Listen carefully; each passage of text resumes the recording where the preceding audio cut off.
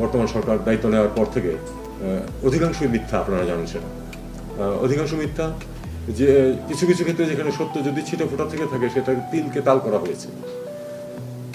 এটা কিন্তু মিডিয়ার কাজ। ভারতীয় মিডিয়া আপনারা জানেন যে প্রবলভাবে আমাদের বিরুদ্ধে লেগেছিল।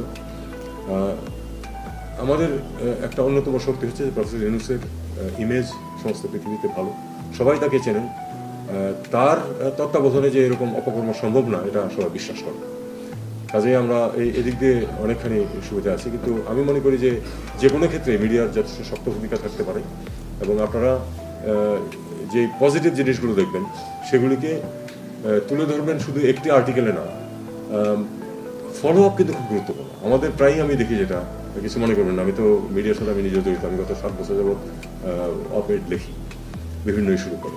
তো আমি দেখেছি যে আমরা প্রায়ই খুব একটা গরম ইস্যু আসলে সেটাকে উত্থাপন করি, তারপরে ফলো আপ হয় না।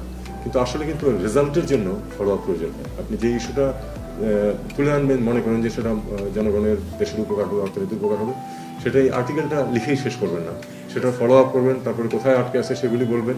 এটা কাজে লাগে কিন্তু, কারণ সব কিছুর পরেও মিডিয়াকে কিন্তু যে কোনো সরকারি ক্ষমতা থাকুক তারা কিন্তু কগনিজেন্সে নেয় এবং দেখে যে ওখানে কি আছে।